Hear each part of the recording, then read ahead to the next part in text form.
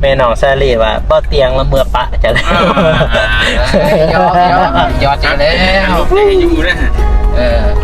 สงสัยอยู่ อยู่เลย แล้วคนว่าบ่เตียงเมื่อปะจะแล้วบ่กูเหรอจริงเหรอน อนพี่มือนี่ แล้วเพื่อนอ่ะซะเนาะ ฉลองเงินใหม่วะ อยู่แล้วเพื่อนตี คันบ่อยู่ในกระตุกแน่ตาบ่เคยกิน เคยกินไหมอันเนี้ย มาไว้ เคยกินหรือเปล่า มาไว้ ครับ ของฝาก เคยกินอยู่ป่ะบุเคย บ่เคย นะพี่ชาบุเคยกินนะผู้ ไปพุ่นก็กินได้กินข้าวอยู่พุ่นแหละจะเทิดในมือคืน โอเคบ๊ายบาย พอไปพุ่นเราก็ต้องหาอีกกินแล้วนะ โอเคโดย โอเค บ๊ายบาย เดินทางปลอดภัย เดินทางปลอดภัย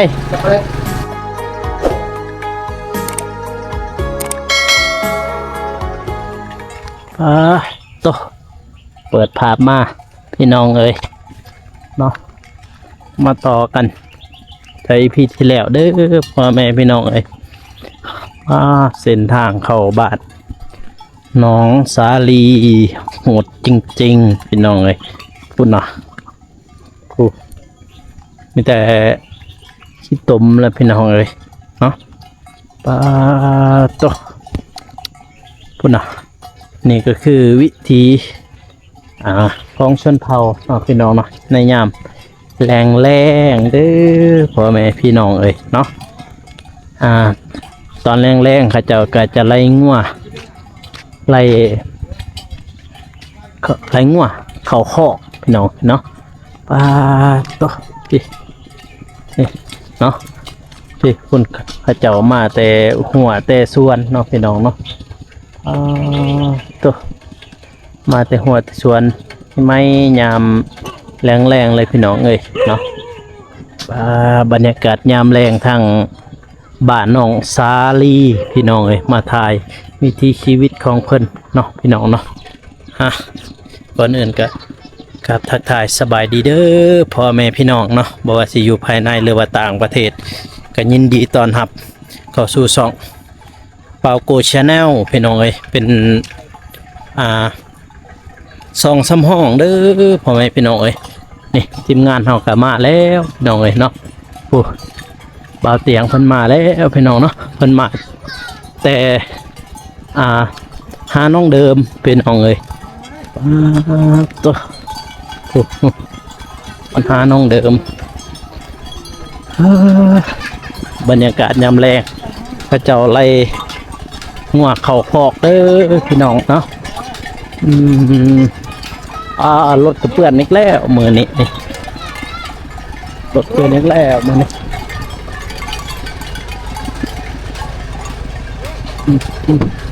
ไปบาทนี้ขึ้นตัวสบายดีเด้อบ่าวนง โดยสบายดี สบายดีเด้อ เดิน บาทนี้เห็นอยู่บ่น้องเดิมมันเห็นบ่ เห็นหมดเรือแล้วเป็นน้ำพอที เป็นน้ำหอดสวรรค์เลยเนาะ เล่นอย่าง ปลูกกาแฟ โปรกเฟ่ ดอย โอ้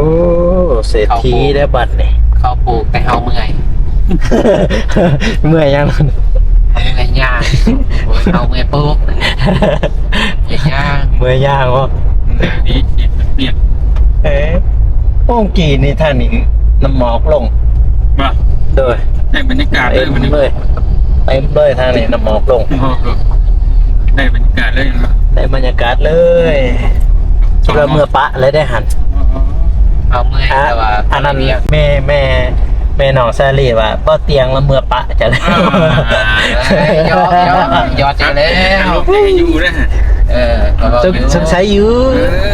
อยู่เลย แล้วคนว่าบ่เตียงเมื่อปะจะแล้วบ่กูเหรอจริงเหรอน อนพี่มือนี่ แล้วเพื่อนอ่ะซะเนาะ ฉลองเงินใหม่วะ อยู่แล้วเพื่อนตี ฉันบ่อยู่ในกระตุกแน่ ของเทวี เอาดี ย่ามอยู่หั่นเด้ย่ามไม้เด้ เผาไหม เผาไม้เด้เผาไม้กับปะเทาน้องซาลีนปะเทาใหญ่หั่นแหละ เอาละเราว่าโอ้ยมาเตียงละเมื่ออะไรไปจักเบาโก้แล้วอ่ะเพราะว่าเราย่างไปหาชาวเดิมหาน้องเดิมป้าบรรยากาศงามไปเลยวันนี้ไปทางไหนต่อบ้านเนี่ย เมื่อแล้วครับเมื่อ คนน่าอยากลงทางลุกคนน่ะเที่ยวธรรมศาสตร์ก็โอ้น้ำหมอกลงสัมผัส เว้นยังไง เห็นแต่น้ำหมอกเนี่ยปิดด้านหลังไอ้พี่น้องเอ้ยหนาวจ่อยๆเลยแหละเย็นจ่อยๆเลยทางนี้ ยิน เปิดแอร์ได้ลงภูเขาอีกบ่ฮะ ลุกอะไรผมว่าลายเด้อผมว่าลายแต่เบิ่งในคลิปก่อนเด้อกูเฝ้าลายไปเบิ่งในคลิปก่อนบริวิวตื่มอีกกันเนี่ย เลย ลงบ่ลงกับไปเบิ่งในคลิปแล้วมาสำไรโปรโมทว่ะ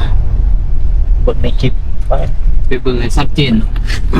น้ำหมอกเลยก็ลงขักลงเนเฮ้ย เรานุ่งเกือบไปใช้น้ำเกลือ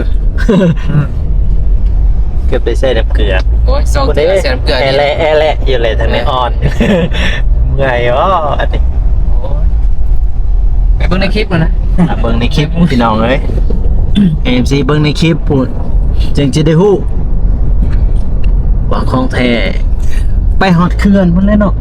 กาย ใกล้บ่อ๋อ เอาผมไปสื่อเลยกายคือ ไกลเขื่อนบ่ได้ลงปราสาทบ่ได้เที่ยวปราสาทบ่ เดี๋ยว เดี๋ยว ไปบ่ได้ฝนตก จบ อยากดีดขึ้นน้ำ บ่บุญนี่ไหมบ่เมฆบ่ลงบ่แล้วพี่น้องบัดนี้ไปใช้ต่อบัดเดียว ฮะ จะเอาไปใช้ต่อ เอาใส่จกบ่ขนาด ยังเด้ สิพาน้องเมฆไปเยี่ยมบ้านจังหน่อย โอ้ไปเทิงพุ่น เมฆ อ๋อ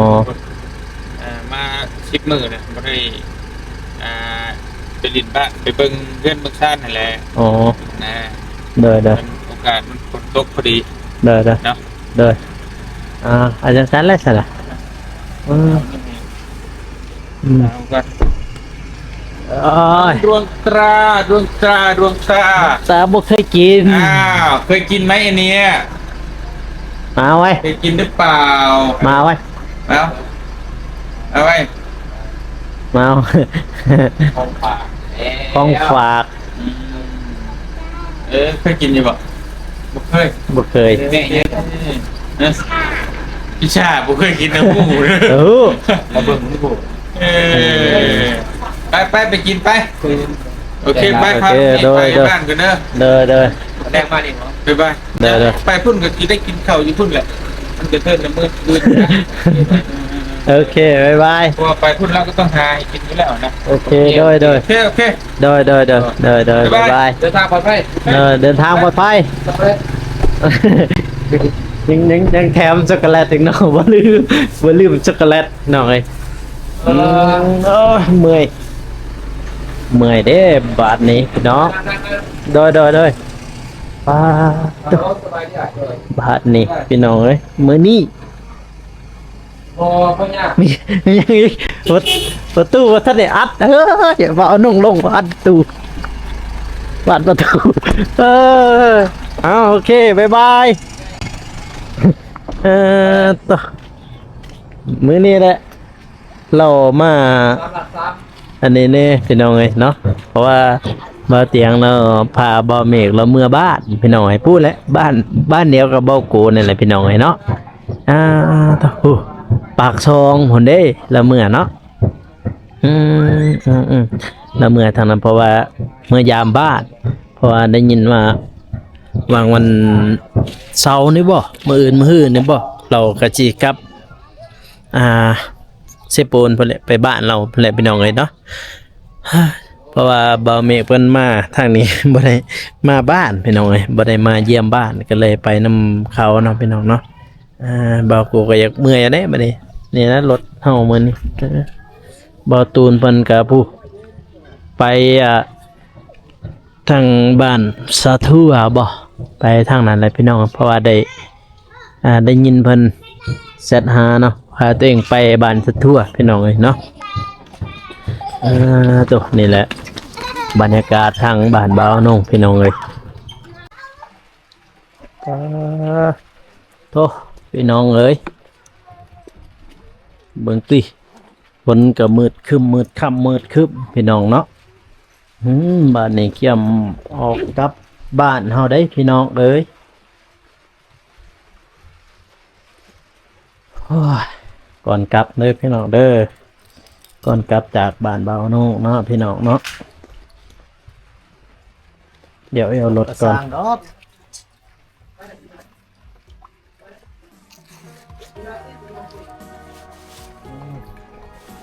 บริใส่มาหลายปีเลยเฮ้ยกระยางเท่านี้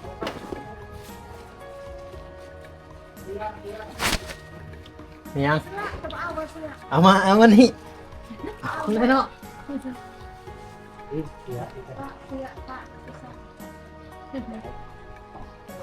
แล้วก็ที่ใส่ส่งเพื่อการทางนี่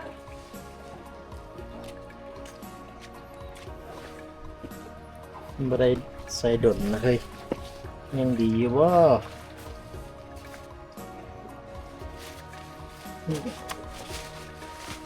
เปิดได้เฮ้ย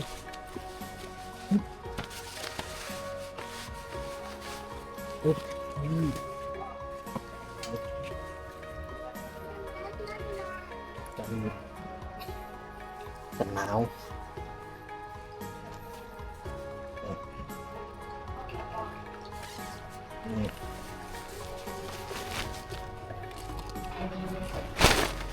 บริใส่หลายปีเลยเฮ้ยเสือเขานี่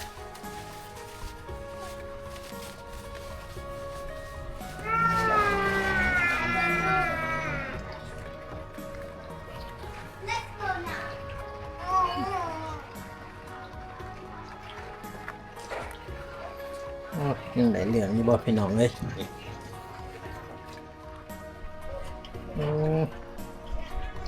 ว่าได้10บ่ได้เนี่ย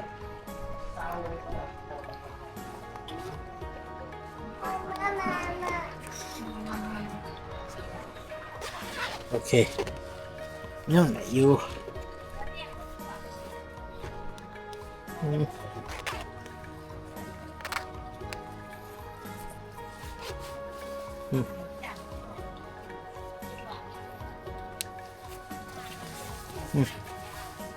นี่สิได้เต็มสูบเต็มระบบ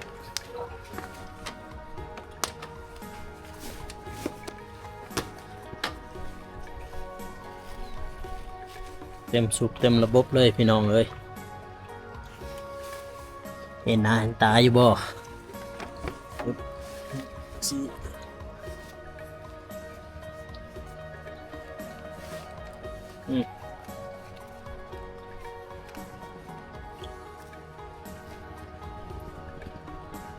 เราได้พี่น้องấy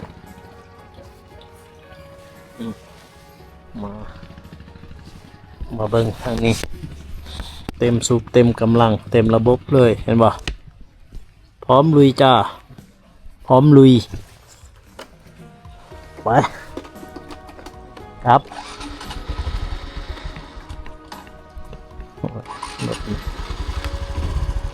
ไปเดินทางไปน้องเลยเต็มสูบเต็มระบบเลยบัดนี้จะหลบได้เลยเกาะอยู่เลยหลบในวาวุธมาได้ในพี่น้องเลยขับรถมือเดียวครับ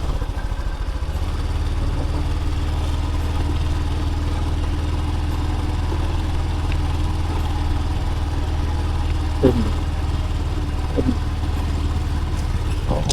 จะเอาครับไปยาวต่อพี่น้องเลยตัวแรกกลับบ้านเฮาคนเดียวพี่น้องเนาะ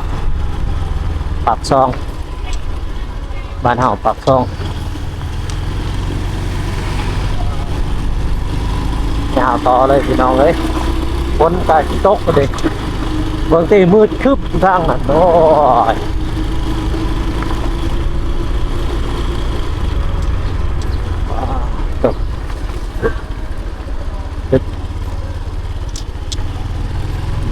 บาทนี่แหละคนเนี่ยแต่เฮ้ยอย่าตกนะแม่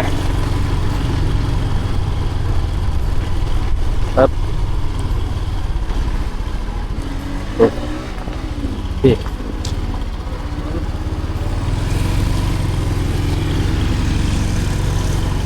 คืออะไรพี่น้องเอ้ยฝนตกมืดครึ้มเลยทางโอ้ยคุณอ่ะฝนกันเลยเดี๋ยวบอกโกเอา